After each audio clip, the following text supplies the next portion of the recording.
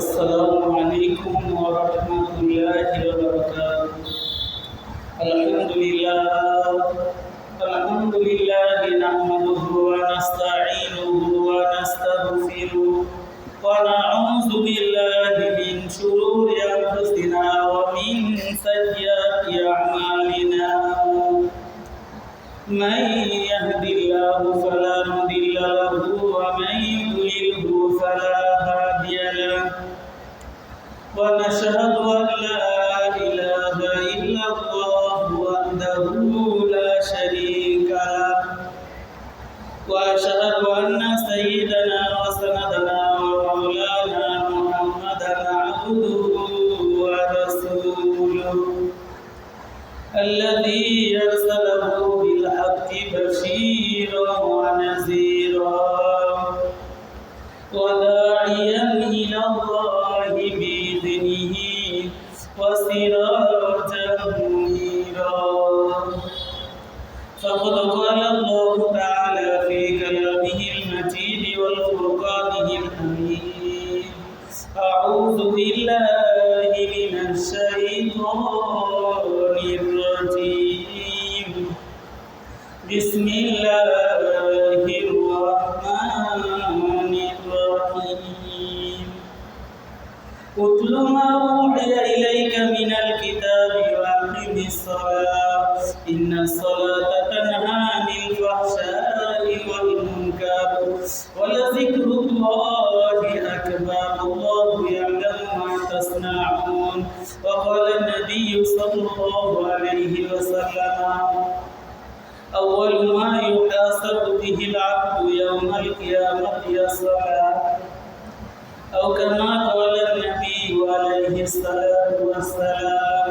وقال الشاعر: মকুন সুস্তি নামাজে পাঞ্জেগানা, মকুন সুস্তি নামাজে পাঞ্জেগানা, ফাওয়াইলুল লিল মুসাল্লিন আল্লাযীনা दिल की सूरज लो रही है हम लोगों के सामने, रोज हश्र में क्या जवाब दे मुस्तफा की सामने। अस्ते पथे आधार में তাই বলে কি রইবি থেমে, বারে বারে চলবি বাতি হয়তো বাতি চলবে না, তাই বলে তো হিরুর মতো বসে থাকলে চলবে না। আল্লাহ তাআলা দরবারে লাখ লাখ শুকরিয়া, জাল্লা রব্বুল আলামিন আমাদেরকে রবি আসমানি মাসের 3 নম্বর জুমায় জাল্লা রব্বুল আলামিন আমাদেরকে হাজির করলেন, উপস্থিত করলেন, অ্যাটেন্ড করলেন। আল্লাহ শুকরিয়া আদায় করি, সবাই আলহামদুলিল্লাহ। ওই নবীজির উপর দরুদ পড়ি যিনার উপরে আল্লাহ তার ফেরেশতা সমস্ত সৃষ্টিকুল যে নবীর উপর দরুদ পড়ে, আমরা আমাদের স্ব ভাষায় স্ব জবানে ওই নবীজির উপরে একবার দরুদ পড়ি সবাই সাল্লাল্লাহু আলাইহি ওয়াসাল্লাম। সম্মানিত মুসল্লিয়ানে কেরাম, আমরা আলোচনা করতেছিলাম নামাজের মাসআলা মাসাইল সম্বন্ধে। যে নামাজ এটা এমন একটা ইবাদত, যে ইবাদত যদি একটা আল্লাহ কবুল করে, সিজদাতুন ওয়াহিদাতুন খায়রুম মিনাদ দুনিয়া ওয়া মা ফিহা। যে সিজদার মতো সিজদা কি একটা দিলেই কি কাজ হবে, তাই বলে কি সারা জীবন দিবেন না তেমন না। যে সিজদার মতো সিজদা যদি একটা কবুল হয়, তাহলে আল্লাহ আপনার উপর রাজিয়া খুশি হয়ে যাবে। আসাজাদা ইয়াসজুদু ইল্লাল্লাহি করিব, আল্লাহর নিকটে চলে যাবে, আল্লাহর কাছে আল্লাহর কুদরতি পাই। তো আমরা কি করি? সিজদা করি। যে আমরা মুসলমান, আমরা আমাদের নামাজ কিভাবে পড়তে হয় এটাই কি আমরা শিখলাম না? যে নামাজের শুরুতে আমরা কি করি? নিয়ত করি। যে আগে কি যায় নামাজের দোয়া যেটা বলা হয়, ইন্নী ওয়াজজাহতু ওয়াজহিয়া লিল্লাযী ফাতারাস সামাওয়াতি ওয়াল আরদা হানিফান ওয়া মা আনা মিনাল মুশরিকিন।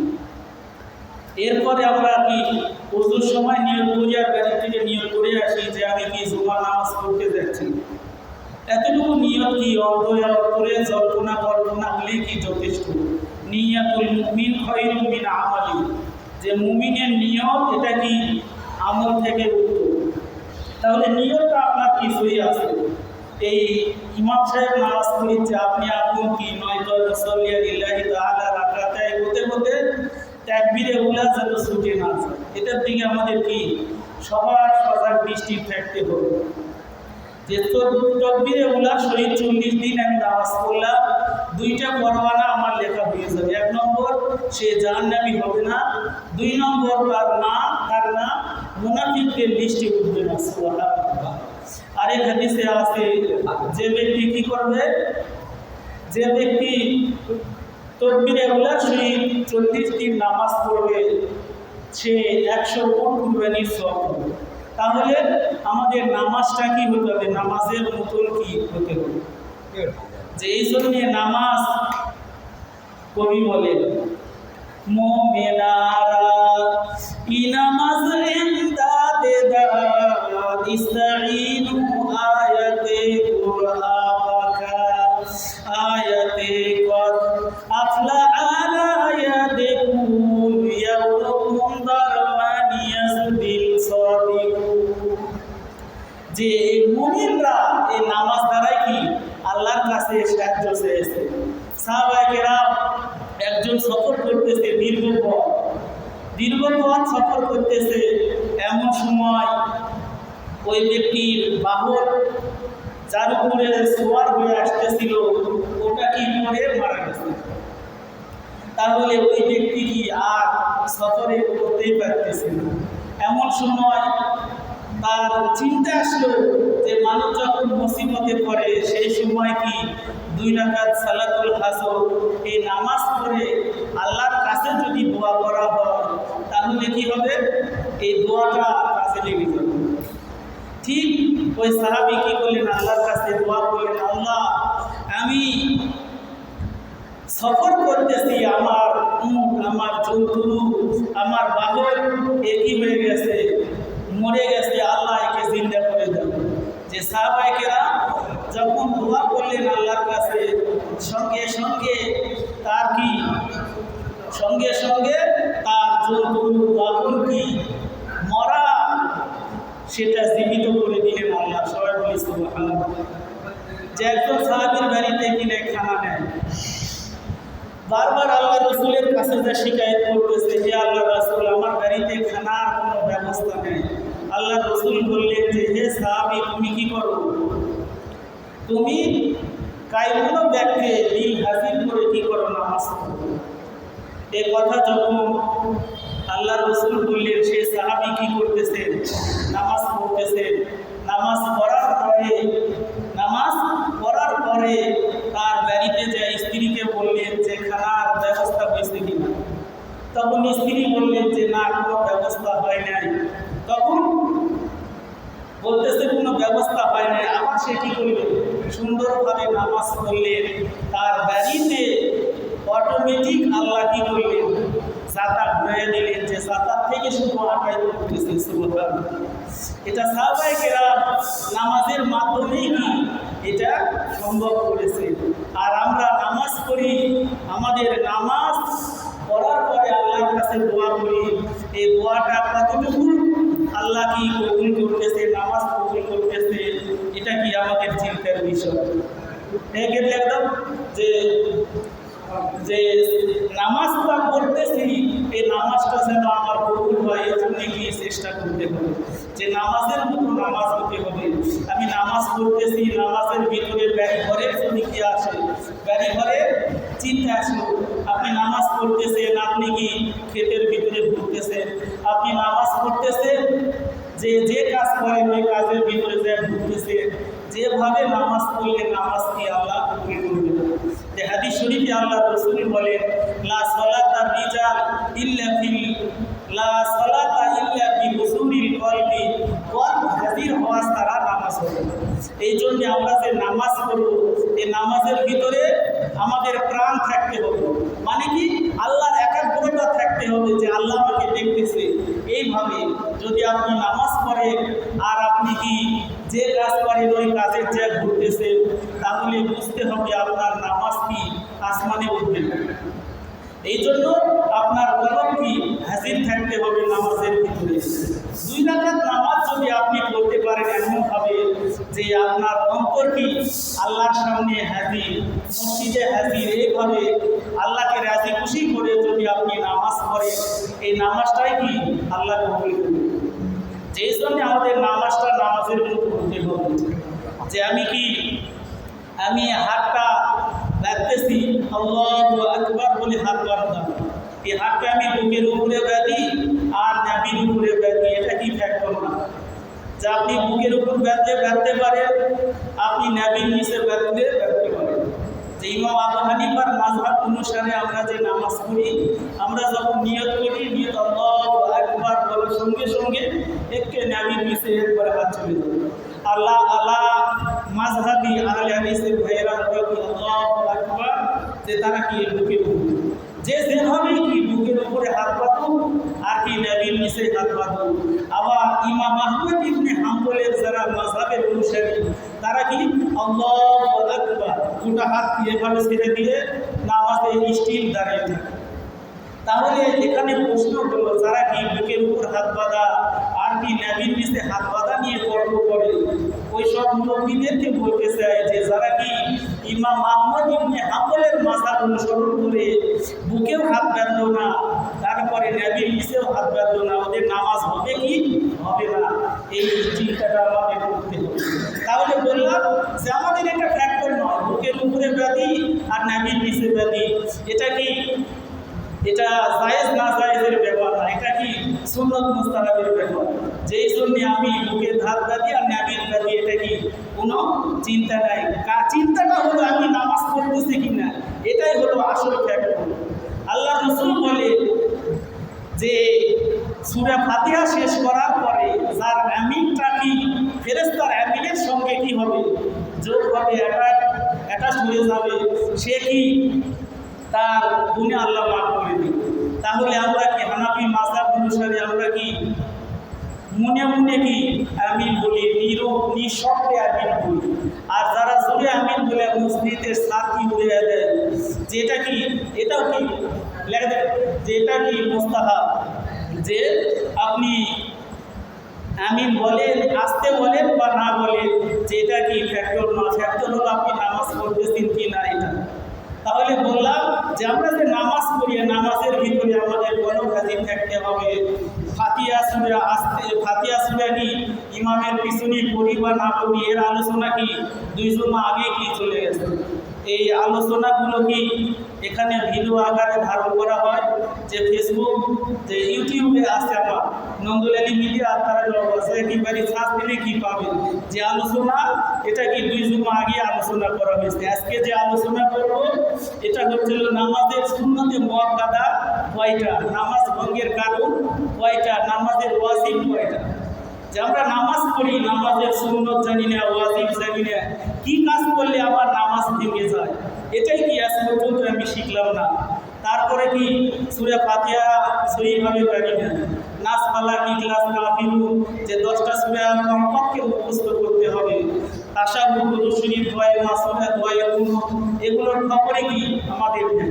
তাহলে আমরা যে নামাজ পড়ি, এই নামাজটা আল্লাহ দরবারেতে কবুল হতে হবে।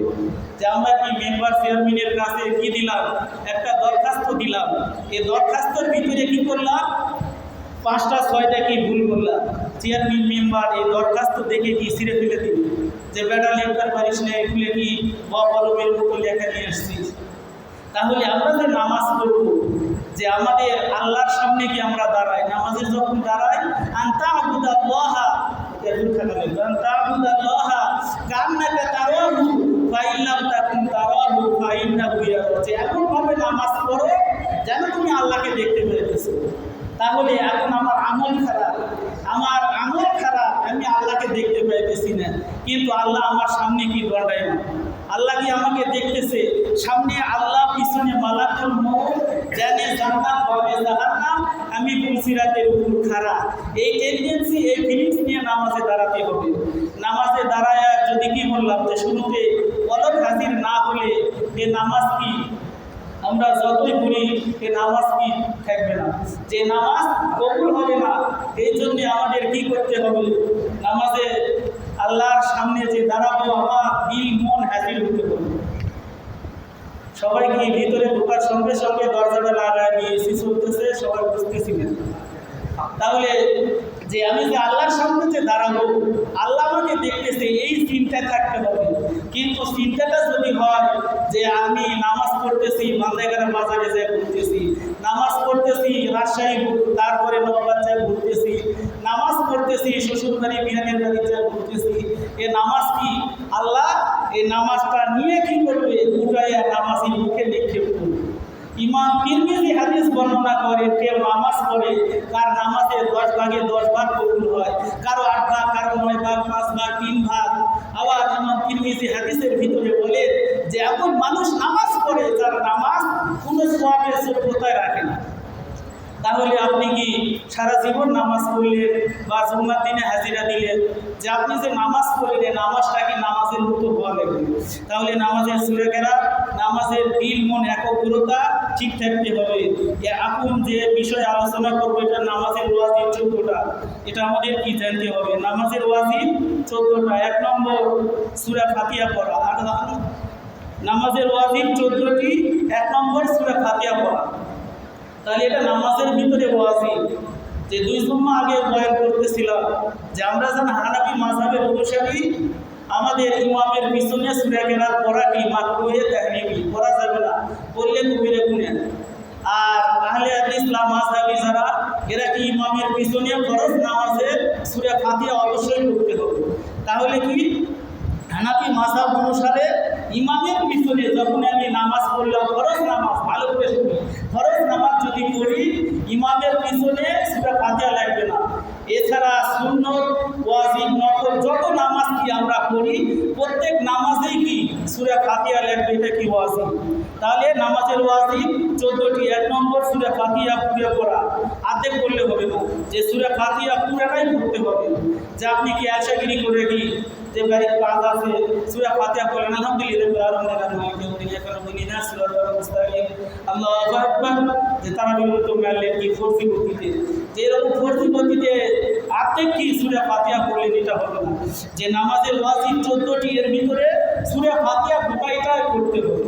এরপরে 2 নম্বর সূরা ফাতিহার সঙ্গে আবার সূরা মিলাতে হবে, সূরা ফাতিহার সঙ্গে সূরা মিলাতে হবে। আর মনে করলেন আপনি কি ফরজ নামাজ পড়তেছে ইমামের সঙ্গে না, আপনি কি অলসতা করে নামাজে হাজির হলেন না, নামাজ কাজা করে ফেলালেন, এটা ফরজ নামাজ।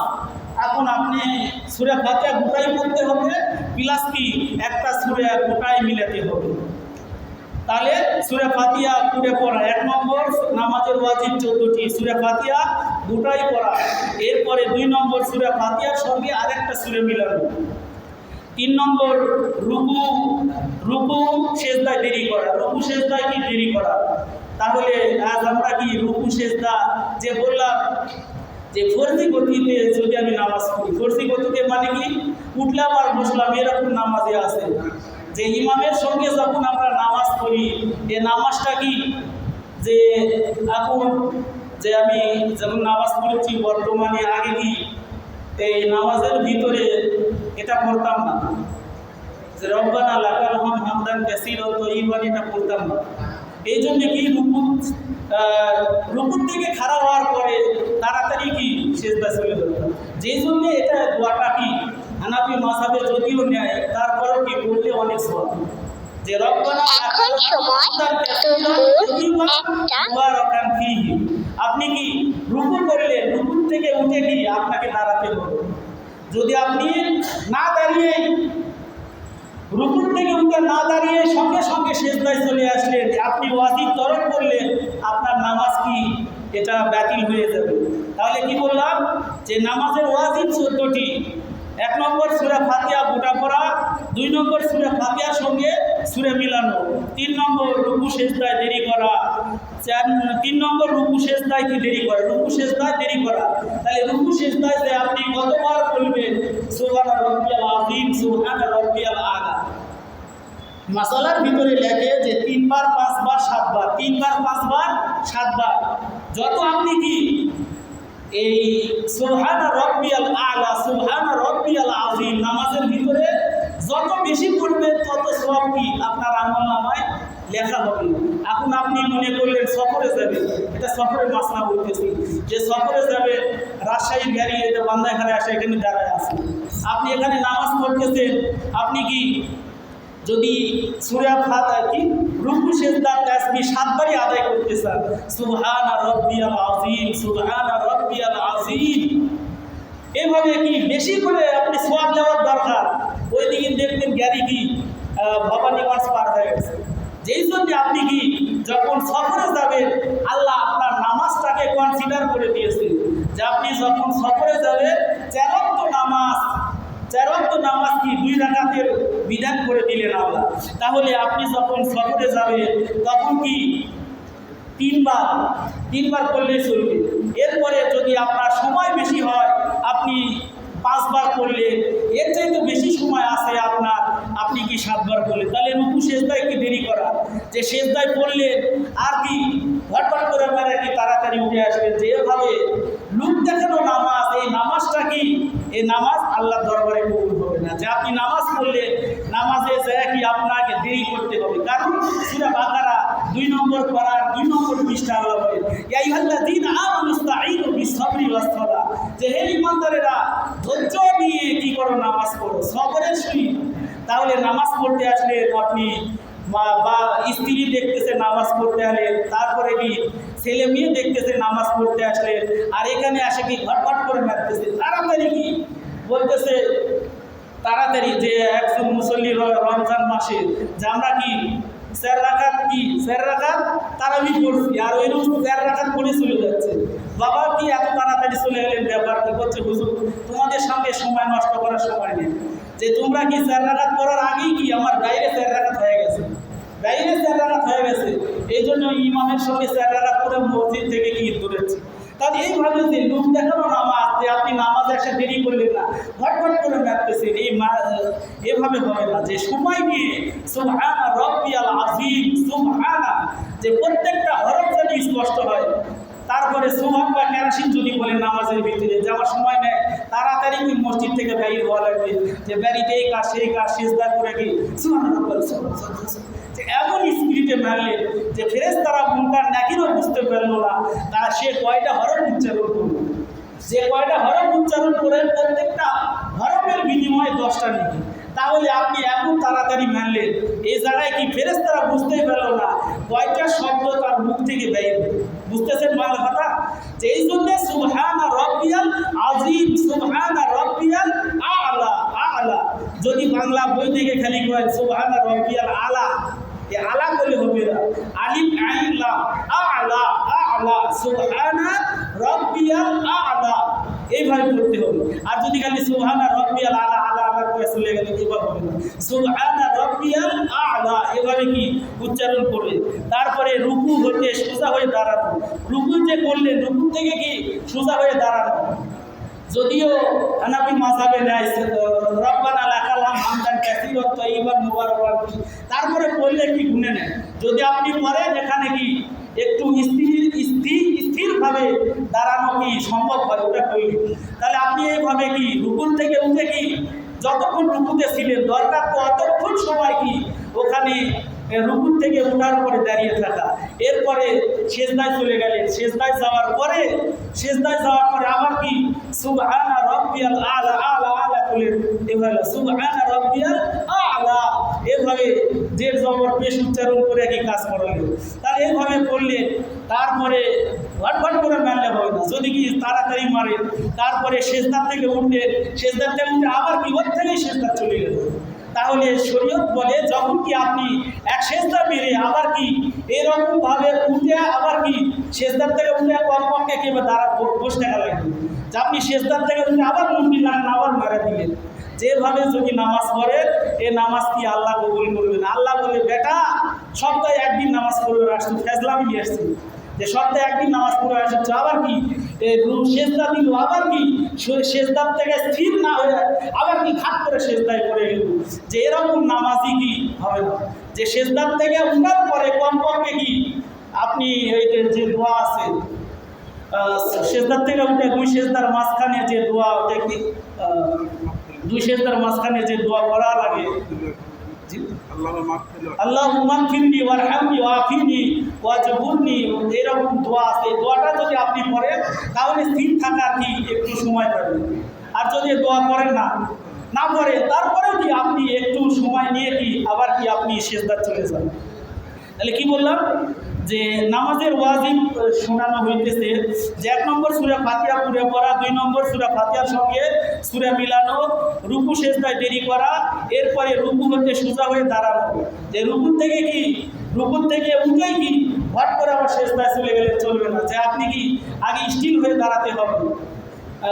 হামদান কাসীরান তাইয়িবান মুবারাকান ফি, এটা যদি আপনি করেন তাহলে স্থির হয়ে দাঁড়াতে পারবেন। যদি নাও করেন পরপরকে কিছুক্ষণ দাঁড়িয়ে থেকে এরপরে কি আপনি সেজদায় চলে গেলেন, তাহলে এইভাবে কি বললাম যে রুকু হয়ে সোজা হয়ে দাঁড়ানো। 5 নম্বর 2 সেজদার মাঝখানে সোজা হয়ে বসা। এরপরে 6 নম্বর প্রথম বৈঠক করা।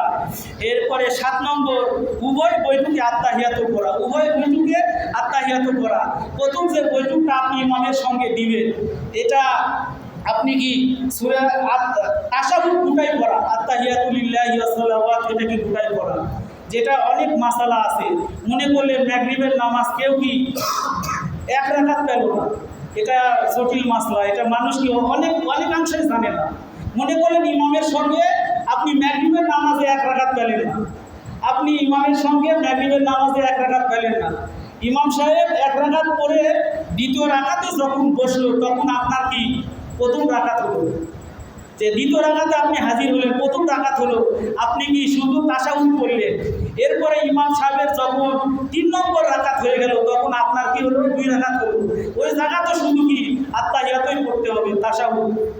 3 নম্বর যখন ইমাম সাহেব যখন সালাম ফিরবে আপনি 1 রাকাত আবার পড়ে এই জায়গায় যে কি আপনি তাশাহুদ, দুরূদ শরীফ, দোয়া মাসুরা, এই 3টা পড়ে কি সালাম ফিরাতে হবে। বুঝলেন কথা? তাহলে এইভাবে যদি আপনি 1 রাকাত মাগরিবের না পায়, তাহলে ইমাম সাহেবের সঙ্গে যদি 2 রাকাত 3 রাকাত, যে 2 রাকাত 3 রাকাত হলো আপনার কি প্রথম এবং দ্বিতীয় রাকাত যেভাবে হলো, যে একবারে শেষের কাজ যায় কি তাশাহুদ, দুরূদ শরীফ, দোয়া মাসুরা। এছাড়া আপনার প্রথম রাকাত যদি ইমামের সঙ্গে হয়, দ্বিতীয় রাকাতও হয়, শুধু কি তাশাহুদ পড়ে কি চুপ থাকতে হবে। তাহলে প্রথম বৈঠক করা। 7 নম্বর উভয় বৈঠকে আত্তাহিয়াত করা। 8 নম্বর ইমামের জন্য কেরাত আস্তে এবং জোরে পড়া। যে ইমামের জন্য কেরাত আস্তে বা জোরে পড়া, যে ইমাম সাহেব যখন মাগরিব, ফজর, এশারের নামাজ পড়ে সময়গুলো কি জোরে কেরাত পড়া, আর জোহর, আসর এই সময় কি আস্তে কেরাত পড়া। এটা কেন? ইসলামের প্রাথমিক যুগে কাফেরেরা কি মসজিদের চারপাশে আসে কি জড়ো হতো, যে আল্লাহ রসুল যখন নামাজ পড়তো তারা কি তালি বাজাইতেছিল। ওয়ামা কানা সালাতুহুম ইনদাল বাইতি ইল্লা বুকাআ ওয়া তাসদিয়া। মসজিদে নববীর আশেপাশে কাফেরেরা কি এখানে ভিড় জমাতো, যখন মুহাম্মদ নামাজ পড়বে তার অনুসারী নিয়ে, তখন তারা হট্টগোল করত। এই জন্য আল্লাহ বলে দিলেন যে হে মুহাম্মদ, তুমি জোহর আসরের নামাজে তুমি কি করো, আস্তে দেরি, যে কেরাত আস্তে পড়া লাগে এটা কি আস্তে পড়া। আর ফজর, এশা এবং মাগরিবের নামাজে কি জোরে পড়া।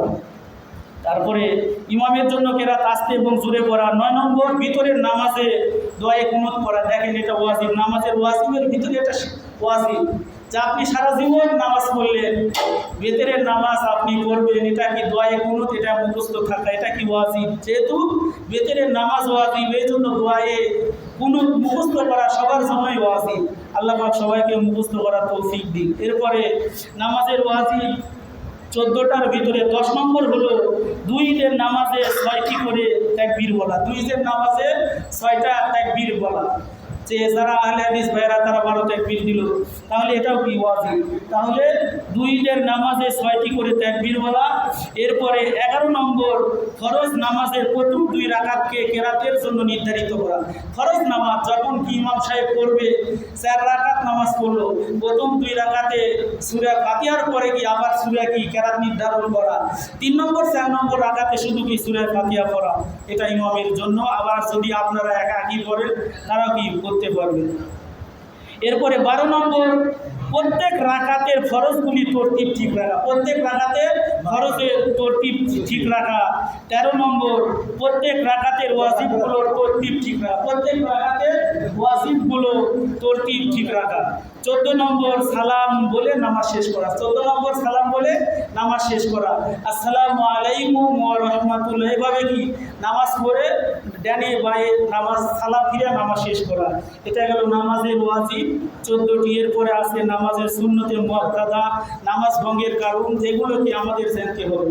যে আমরা নামাজ পড়লাম, নামাজ ভঙ্গের কারণ আছে, ওযু ভঙ্গের কারণ আছে, তায়াম্মুম ভঙ্গের কারণ আছে। এগুলো যদি আমরা না শিখি, এভাবে যদি আজীবন নামাজের সূরা কেরাত জানলাম না, নামাজের মাসালা মাসাইল জানলাম না, এই শুধু জুমার দিনে একদিন হাজিরা দিয়ে চলে গেলেন, এই হাজিরা কতটুকু আল্লাহর দরবারে কবুল হবে? এটা কি চিন্তার বিষয়? আপনাদের চিন্তাই হয় না। অথচ আল্লাহ রাসূল বলেন, লা সালাতা রিজাল ইল্লা লা আল জামাতু সুন্নাতুল মুআক্কাদাতুন, যে জামাতে নামাজ পড়া সুন্নাতে মুআক্কাদা, মুনাফিক ব্যতীত কেউ নামাজ তরক করে না।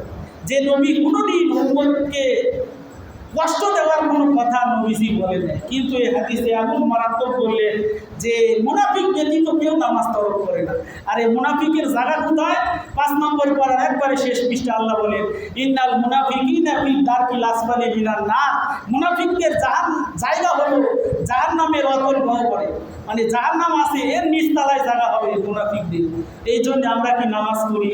যদি আমরা পাঁচওয়াক্ত নামাজ পড়ি, আল্লাহর রাসূল বলেন যে হে সাহাবায়ে কেরাম, যদি তোমাদের কারো বাড়ির সামনে 5টা পুকুর থাকে, 5টা পুকুর বা নদী থাকে, 5টা পুকুর বা নদীতে কোনো মানুষ যদি 5 বেলা গোসল করে, তাহলে তার গায়ে শরীরে কোনো ময়লা জমতে পারে? সাহাবায়ে কেরাম বললেন, হে আল্লাহর রাসূল, যদি কোনো ব্যক্তি, হাদিসের শুরুতে আছে, যদি কোনো ব্যক্তি কোনো কারখানায় কাজ করে, হ্যাঁ কোনো কারখানায় কাজ করে, এরপরে তার বাড়িতে যাওয়ার পথে 5টা পুকুরে সে 5 বেলা গোসল করে, তাহলে তার শরীরে এরকম ময়লা থাকতে পারে না। আল্লাহর পয়গম্বর বললেন যে আমার উম্মতেরা যারা 5 ওয়াক্ত নামাজ বা জামাত আদায় করবে দৈনন্দিন, তারাও কি কিয়ামতের ময়দানে তাদের আমলনামায় কোনো গুণে নিয়ে হাসরে উঠবে। সুবহানাল্লাহ। এই জন্য আমরা কি চিন্তা করি, আমরা আল্লাহর দেওয়া কি আল্লাহর বান্দা, আল্লাহর দেওয়া রিজিক খাইতেছি, একটু চিন্তা করি যে শয়তান একটা সেজদা অমান্য করার কারণে আল্লাহর লানত প্রাপ্ত হয়ে গেছে, একটা সেজদা। আর আমরা মুসলমান কত সেজদা কি আমাদের কি বরবাদ করে দিচ্ছি, একটু চিন্তা হয় না যে মসজিদ থেকে আজান আসে, হাইয়া আলাস সালাহ, হাইয়া আলাল ফালাহ, আসো নামাজের দিকে আসো, আসো কল্যাণের দিকে আসো, আর আমি কি শুধু আরামে কি শুয়ে থাকি।